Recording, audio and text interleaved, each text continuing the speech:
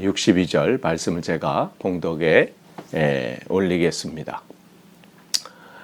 길 가실 때 어떤 사람이 여짜오되 어디로 가시든지 나는 따르리이다. 예수께서 이르시되 여우도 굴이 있고 공중에 새도 집이 있으되 인자는 머리 둘 곳이 없도다 하시고 또 다른 사람에게 나를 따르라 하시니 그가 이르되 나로 먼저 가서 내 아버지를 장사하게 허락하옵소서. 이르시되 죽은 자들로 자기의 죽은 자들을 장사하게 하고 너는 가서 하나님의 나라를 전파하라 하시고 또 다른 사람이 이르되 주여 내가 주를 따르겠나이다마는 나로 먼저 내 가족을 작별하게 허락하소서. 예수께서 이르시되 손에 쟁기를 잡고 뒤를 돌아보는 자는 하나님 나라에 합당치 아니하니라 하시니라. 아멘. 오늘 또 우리가 주님께서 새로운 또 하루를 허락해 주셨습니다. 하나님의 은혜와 평강이 여러분에게 또 넘치고 또 은혜의 귀한 하루가 되시기를 간절히 축원합니다. 우리 계속해서 누가복음 말씀을 살펴보고 있습니다. 오늘은 누가복음 9장 57절에서 62절 말씀 함께 나누도록 하겠습니다. 우리가 조금 전에 들었던 이 본향을 향하네 이 성가곡을 또 생각하는 그러한 본문인 것 같아요. 그래서 우리가 오늘은 찬송가 대신에 본향을 향하네 우리가 성가곡을 들었고 또 불렀는데 또 그 가사들을 여러분이 기억하시면서 또 이 말씀에 또 함께 나누기를 원합니다. 57절에 보시면 주님께서 길 가실 때에 이렇게 돼 있어요. 주님의 삶은 늘 여정 속에 있으신 것 같아요. 어느 한 곳에 머물러 계실 수가 없었지요. 어제 말씀 나누신 것처럼 많은 대부분의 사람들은 사마리아 길로 지나지 않지만 그 길을 또 가시면서 또 그곳의 사람들을 만나서 복음을 증거하길 원했지만 또 그 사람들이 거부하고 그렇지만 거기서 또 포기하시거나 낭망하시지 않고 또 다른 마을로 가시죠. 그러니까 그 주님의 그 여정은 늘 복음의 여정이에요. 어떠한 그들을 환영하든지 뭐 영접하든지 거부하든지 배척하든지 상관없이 어느 곳인 가서 복음을 증거하시는데 그렇게 길 가실 때에 어떤 사람이 그렇게 돼 있어요. 마태복음 8장 19절에 보면 이 사람을 어떤 서기관이다 이렇게 표현하고 있어요. 서기관이라고 한다면 우리가 잘 아는 것처럼 말씀을 가까이 하는 사람 아니에요. 또 연구하고 또 필사도 하고 또 관심을 갖는 사람이에요. 그러니까 그 사람이 주님의 말씀에 뭐 소문도 들었을 것이고 또 어쩌면 직접 와서 듣기도 하고 그러면서 자기가 알고 있던 말씀과 비교하면서 결단을 했겠죠. 근데 이 쉬운 결단은 아닐 거예요. 대단한 결단이고 자기 나름대로에는 굉장한 비장한 결단을 한 것이죠. 그래서 이제 와서 말하는 거죠. 어디로 가시든지 나는 따르리이다 이렇게. 그러니까 이 사람의 이 결단은 뭐 즉흥적이거나 갑자기 무슨 어떤 그런 기분이 들어서 한 것 같지는 않고 나름대로 심사숙고도 했고 또 이 결단하는데 쉽지는 않았을 겁니다. 그러나 한번 결단하고 와서는 예수님께 자기의 이 포부 또 자기의 결단 그걸 얘기하는 거예요. 그러니까 자기가 봤을 때 이 걸음은 이 대단한 그러니까 이 기대하는 바가 있을 거예요.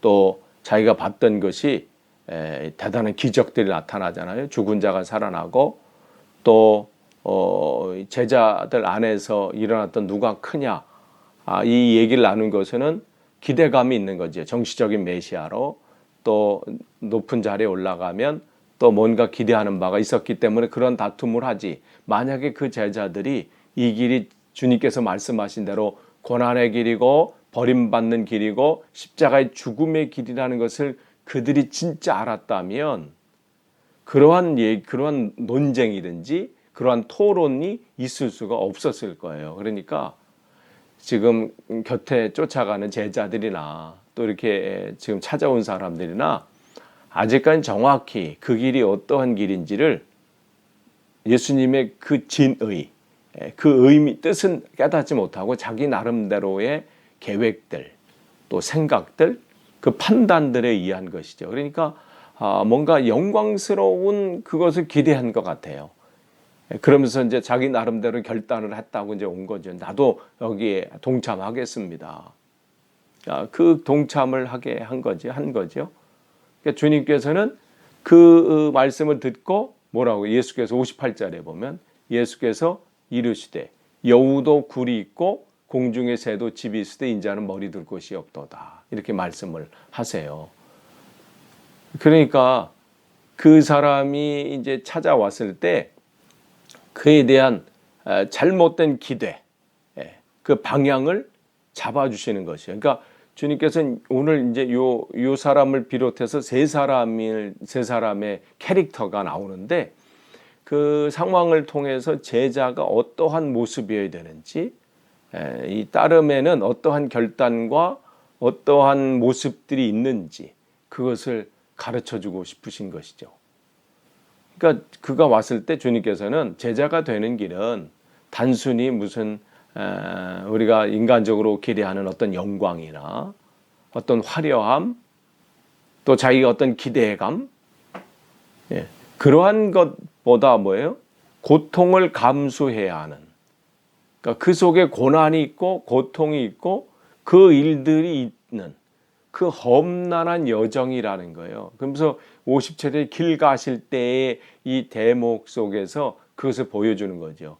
이 걸음걸음이 그냥 되어지는 걸음은 아니라는 것이죠. 그런 여정이 고난과 역경과 또 감당해야 될 그 일들이 분명히 있음을 보여줍니다.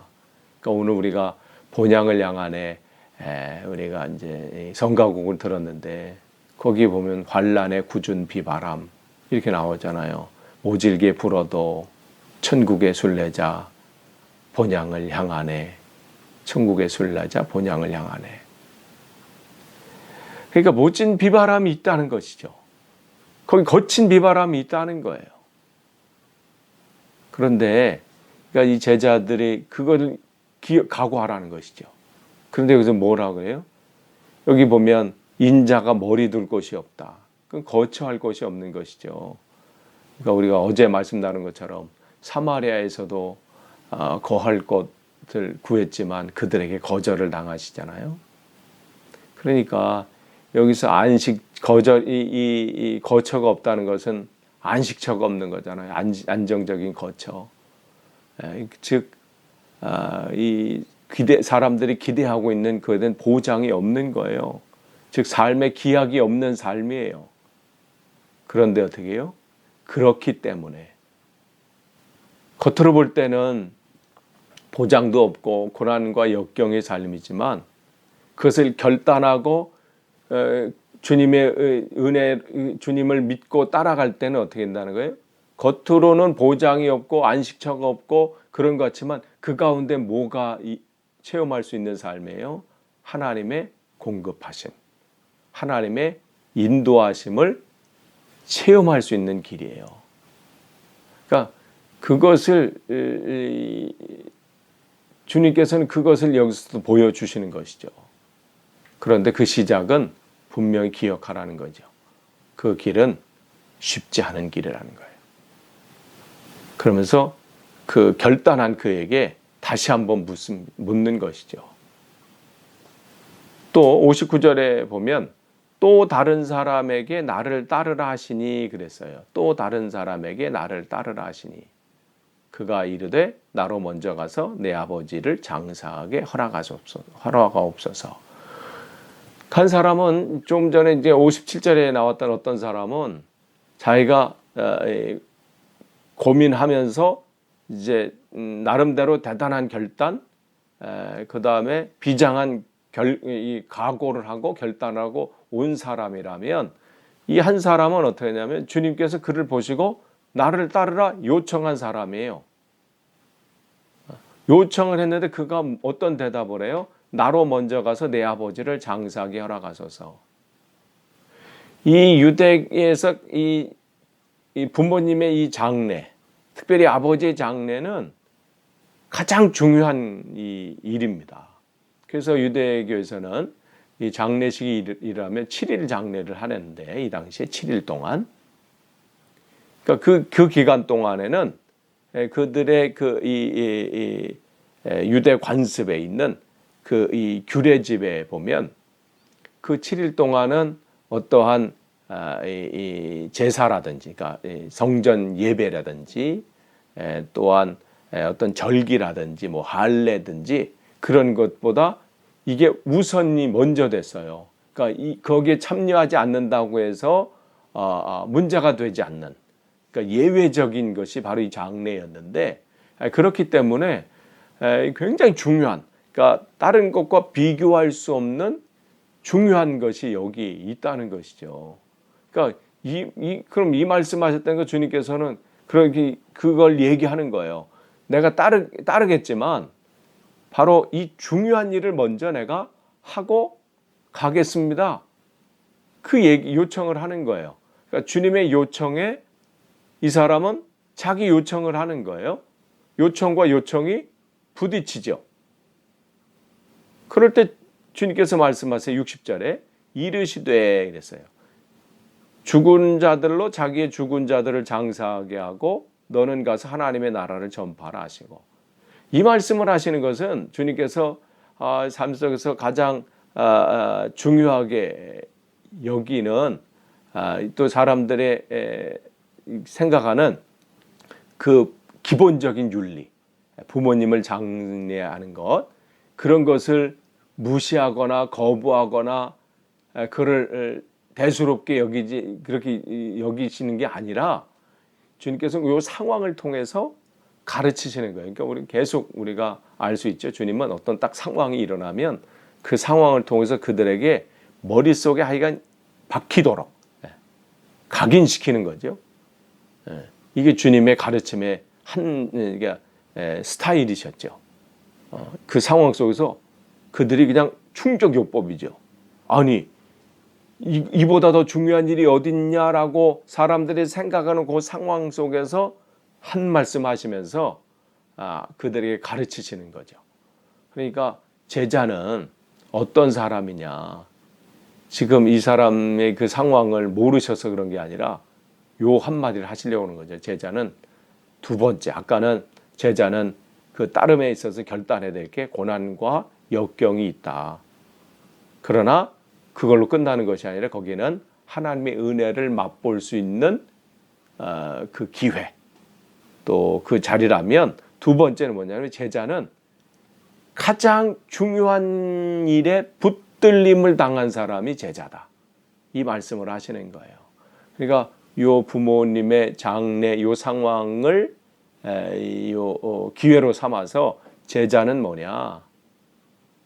바로 세상 어떤 것과 비교할 수 없는 가장 중요한 일을 맡은 사람이다.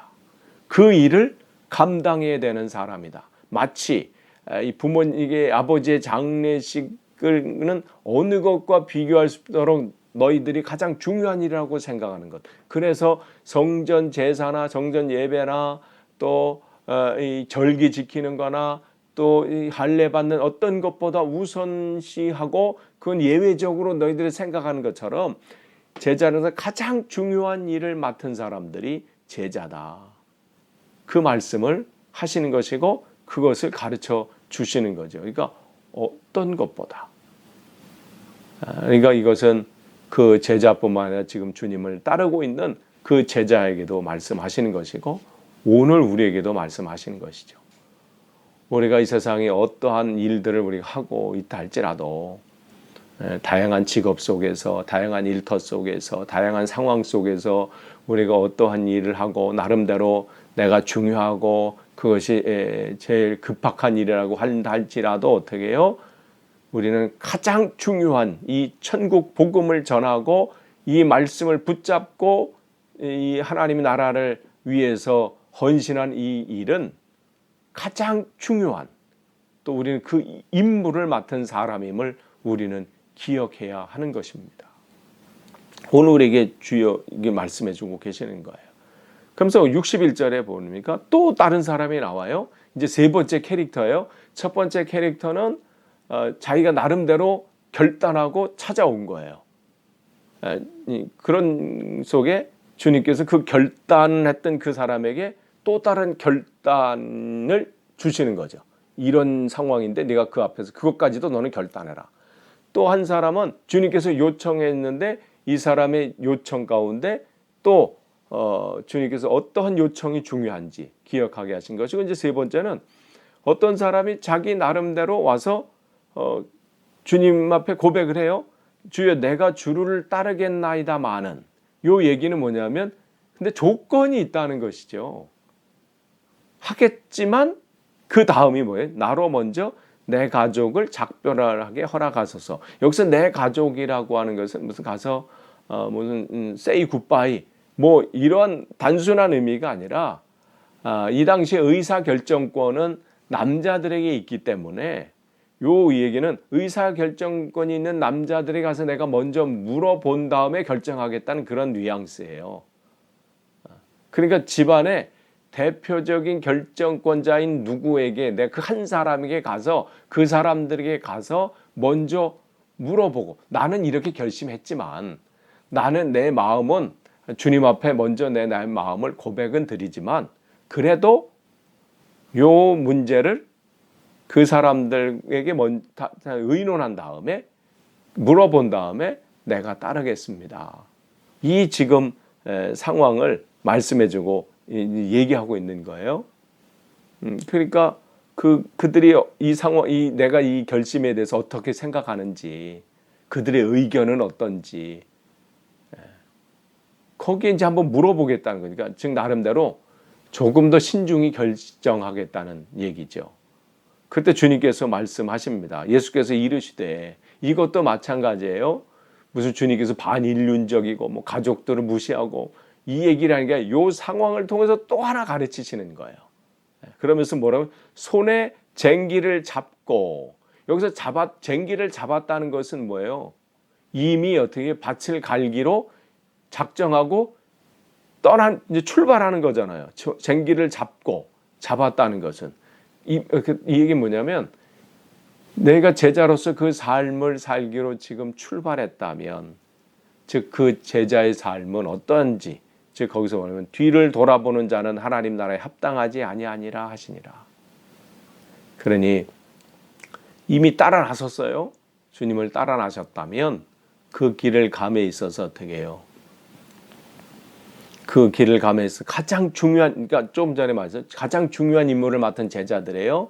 가장 중요한 임무를 맡고 결단하고 그 맡은 길에 고난과 역경이 있음도 결단하고 알고, 중요한 일을 맡았음을 알고 그 길을 걸어가면 그 다음에가 뭐냐면 목적에 이끌리는 삶을 살라는 거예요. 내 이 길 가운데 어떠한 상황이 일어난다 할지라도 그것 때문에 낭망하거나 뒤를 돌아보거나 의심하거나 고민에 빠지지 말라는 것이죠. 여기서 마치 출애굽한 이스라엘 백성들이 가나안 땅을 향해서 갈 때 주님께서는 끝까지 계속해서 앞을 바라보고 가기를 원하시고, 그게 뭐예요? 구름기둥과 불기둥이잖아요.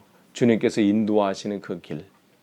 그 길은 주님만 바라보고 가는 삶인데, 그들은 가는 길 속에 조금만 어려움이 생기면, 고난이 생기면, 문제가 생기면 어떻게 해요? 의심하게 되고, 이 길이 지금 내가 제대로 가고 있는 건가? 이 길 속에 뭔가 있기는 하나? 그러면서 자꾸만 뒤를 돌아보잖아요.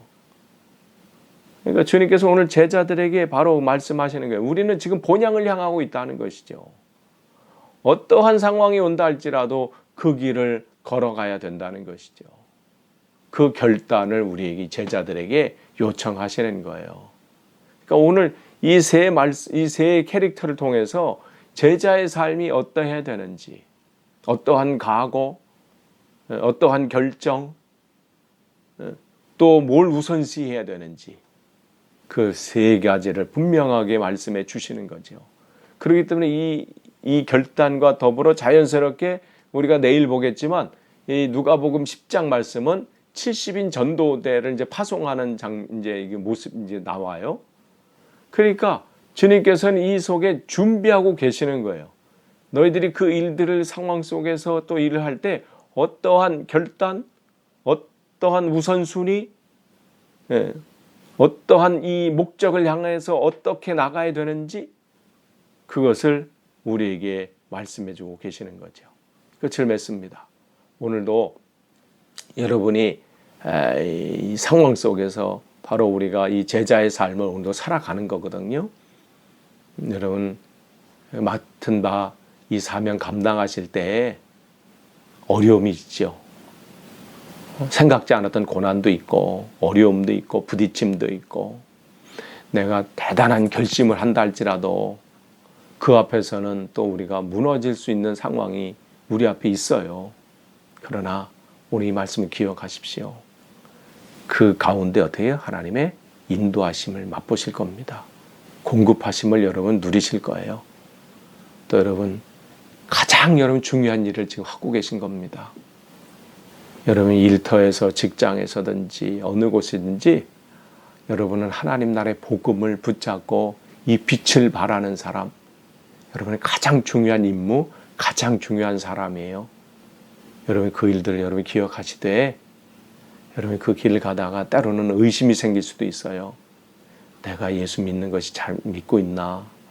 주위의 여러 가지 상황들 듣다 보면 의심도 가고 또 내 앞에 펼쳐지는 일들을 보면 뒤를 자꾸만 되돌아보게 만들고 또 그렇지만 여러분 오늘 말씀은 여러분 신뢰하고 믿음으로 우리의 길은 가는 길은 잘 가고 계신 겁니다. 오늘도 우리는 본향을 향해서 가는 겁니다.